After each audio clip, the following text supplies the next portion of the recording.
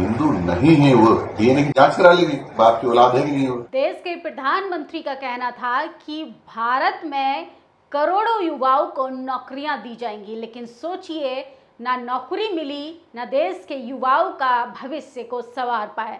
एक सवाल खड़ा होता है, जब जब देश के प्रधानमंत्री से सवाल पूछा जाता है शिक्षा पर, तो वो आए बाएं साएं करने लगते हैं। लेकिन सोचिए, शिक्षा मंत्री लगातार घिरते हुए दिखाई दे रहे हैं। नीट पेपर की धांधली पूरे देश में हाहाकार मचा रही है। तमाम छात्र जगह जगह धरना प्रदर्शन कर रहे हैं। नीट के बाद एनटीए के द्वारा कराए जाने वाला नेट में भी धांधली की खबरें सामने आई। लेकिन सोचिए, अब सवाल खड़ा होता है कि इसका जिम्मा कौन लेगा। एक छात्र जो है वो कितने संघर्षों के साथ अपनी परेशानियों के बावजूद एग्जाम देने का साहस दिखा पाता है। उसके बाद हमारे देश की तमाम एजेंसियां, शिक्षा मंत्री, प्रधानमंत्री के साथ साथ तमाम एजेंसियों में बैठे जातिवादी लोग हाथ खड़ा कर देते हैं।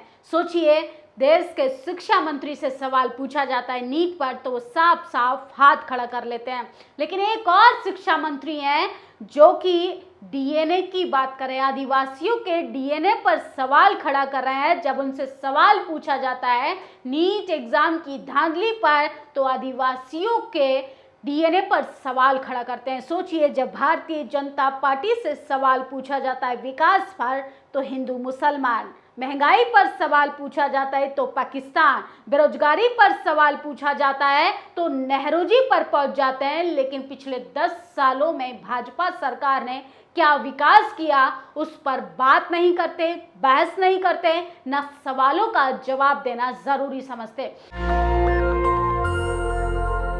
सबसे पहले आप ये वीडियो सुनिए। हिंदू नहीं है वो डीएनए की जांच करा लेगी, बाप की औलाद है कि नहीं वो। सुना आपने वीडियो में जो शख्स आपको नजर आ रहे हैं, ये राजस्थान सरकार में मौजूदा शिक्षा मंत्री मदन दिलावर है। सोचिए, भाजपा सरकार के ये राज्य शिक्षा मंत्री है राजस्थान सरकार में। ये आदिवासियों के डीएनए पर सवाल खड़ा कर रहे हैं। आदिवासी लोग अपने आप को हिंदू नहीं मानता, तो ये उनके डीएनए पर सवाल खड़ा कर रहे हैं और इनसे सवाल पूछा जाता है देश के विकास पर, राज्य की स्थिति पर, राज्य की शिक्षा व्यवस्था पर, तो ये बात करना जरूरी नहीं समझते। सोचिए, कैसे आदिवासियों का अपमान किया जा रहा है और इनके इस स्टेटमेंट से पूरा आदिवासी समाज नाराज है।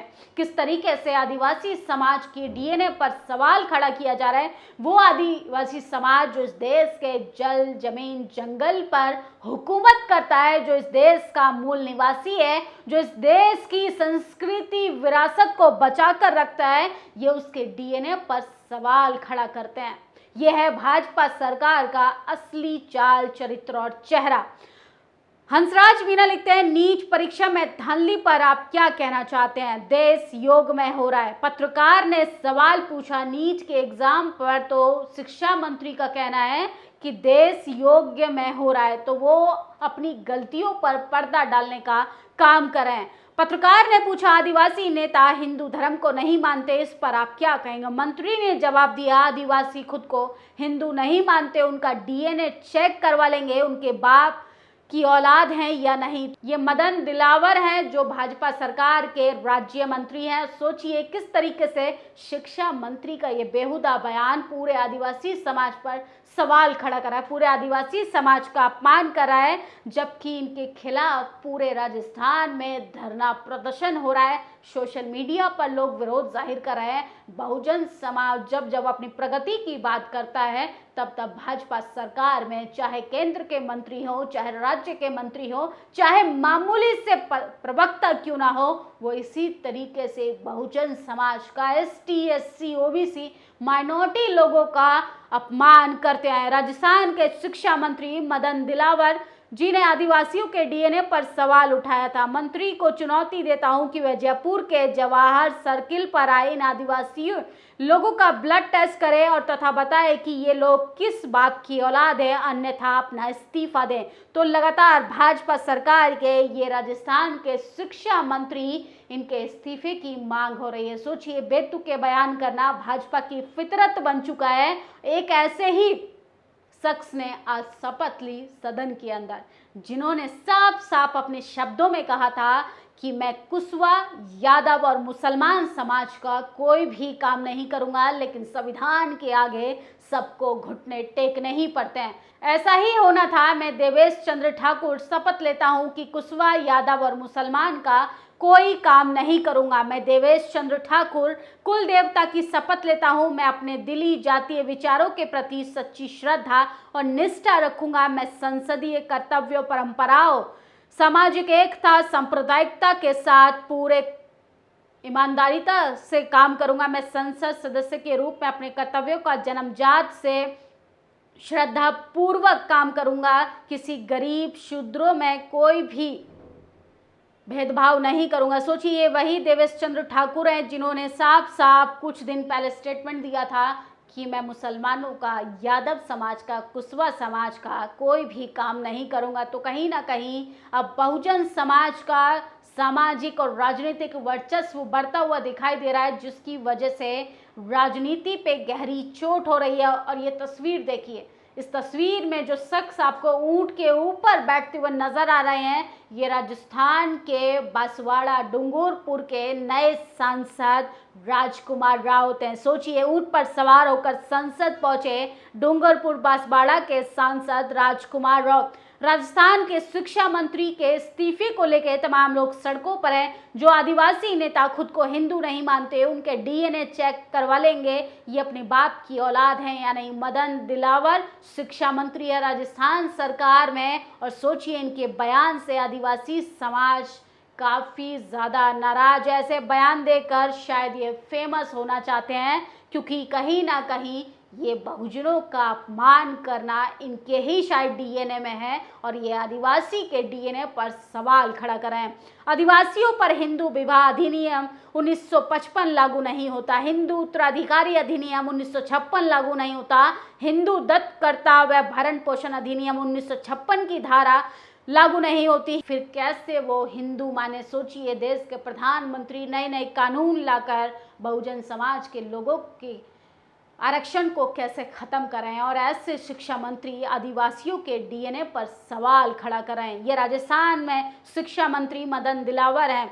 पत्रकार का सवाल नीट की परीक्षा पर है, लेकिन जवाब योग्य पर दिया जा रहा है। यही दिक्कत है, मुद्दों पर बात नहीं होती और ये डीएनए पर बात करते हैं। इन जातिवादी मनुवादियों का चेहरा एक्सपोज करना बेहद जरूरी है। तभी हो पाएगा जब बहुजन समाज के लोग बहुसंख्यक संख्या में सड़कों से संसद पहुंचेंगे।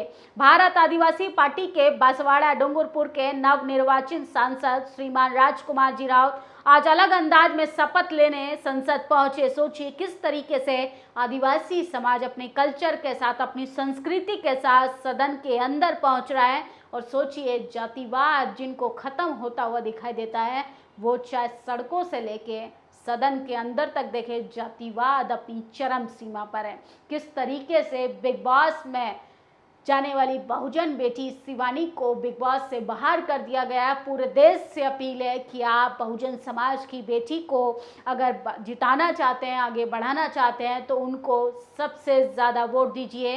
ये बहुजन समाज फिल्मों में आएगा। बहुजन समाज जब आगे बढ़ेगा, बहुजन बेटियों का वर्चस्व रहेगा, तो तब समाज की वाकई स्थिति बदलती हुई दिखाई देगी। राजस्थान जयपुर में पत्रिका गेट पर शिक्षा मंत्री मदन दिलावर के आदिवासी समुदाय को लेकर दिए बयान के खिलाफ एसटी, एससी, ओबीसी, माइनॉरिटी एवं अन्य समुदाय के समस्त साथियों ने मिलकर आक्रोश व्यक्त किया। आप सभी साथियों की मदद से अवश्य मंत्री को लोकतंत्र और हमारी ताकत का एहसास करवाएंगे। तो राजकुमार राव जो कि नए अंदाज में सदन के अंदर दहाड़ते हुए दिखाई देंगे। सोचिए, एक जातिवादी मनुवादी पत्रकार ने इनसे इंटरव्यू के दौरान पूछा था कि आपने कभी पार्लियामेंट देखा है?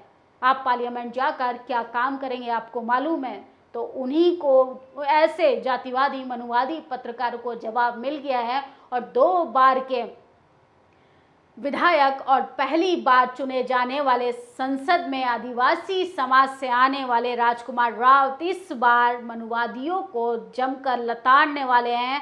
और ये तस्वीर देखिए, इस तस्वीर में जो मिश्रा आपको दिखाई दे रहे हैं, इन पर आरोप है कि महिलाओं को जबरन अपने साथ सुलाने के लिए परेशान करते हैं। यह है जातिवाद जो अपनी चरम सीमा पर है। जिन पर कोई बात नहीं करता, जिन पर कोई बहस नहीं करता।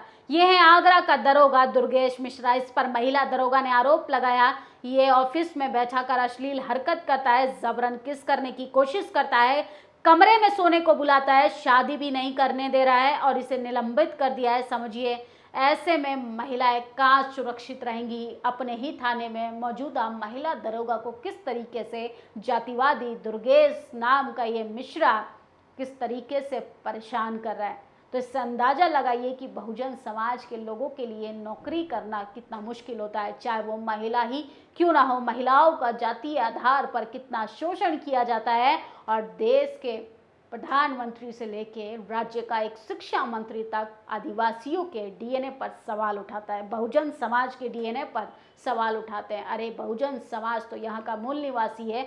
आप लोगों को अपना डीएनए का परिचय देना चाहिए कि आप लोग इस देश में बहुजन समाज से इतनी नफरत क्यों करते हैं, बहुजन समाज की प्रगति से इतनी नफरत क्यों करते हैं, रिजर्वेशन से इतनी नफरत क्यों करते हैं, आप आखिर उनकी भागीदारी से इतनी नफरत क्यों करते हैं। इस खबर पर आप लोग अपनी प्रतिक्रिया जरूर दीजिएगा और इस बार बहुजन समाज सदन के अंदर ज्यादा से ज्यादा संख्या में धारते हुए नजर आएगा। शुक्रिया। नेशनल दस्तक की आपसे गुजारिश है कि अगर इसको बचाना चाहते हैं तो नेशनल दस्तक को सब्सक्राइब करने के लिए रेड कलर के सब्सक्राइब बटन को दबाएं, फिर बेल आइकन की घंटी दबाएं। नेशनल दस्तक को बचाने के लिए बहुत जरूरी है कि हर खबर को शेयर करें, लाइक करें, कमेंट जरूर करें।